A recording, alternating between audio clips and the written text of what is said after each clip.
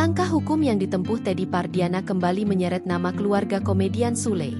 Teddy diketahui mengajukan permohonan ke Pengadilan Agama, PA, Bandung terkait penetapan hak ahli waris bagi putri sematawayangnya, Bintang.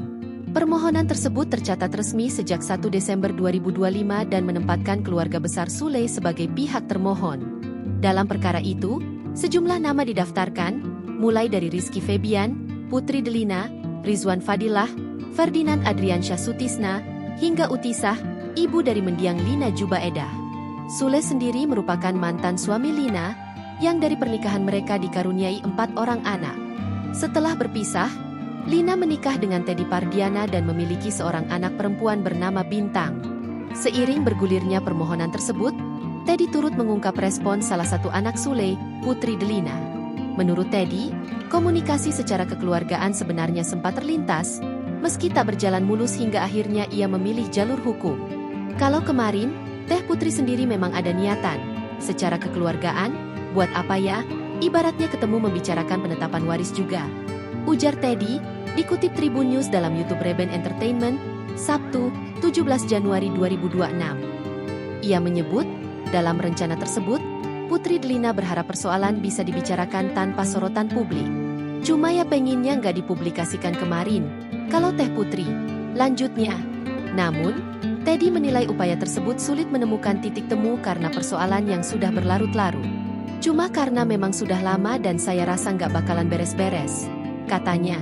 Kondisi itu yang kemudian mendorong Teddy memberikan kuasa hukum agar proses memiliki dasar legal yang jelas. Kemarin saya memberikan surat kuasa. Buat apa ibaratnya legalitas? Standingnya biar lebih ini lagi, biar bereslah, cepat gitu, ucap Teddy. Ia juga menyinggung kesibukan para pihak yang dinilai menjadi hambatan komunikasi selama bertahun-tahun. Karena kalau saya minta ke Teh Putri atau Aiki, kadang-kadang merekanya sibuk syuting atau apa. Jadi nggak pernah ada titik temunya sampai 6 tahun ini, tutupnya.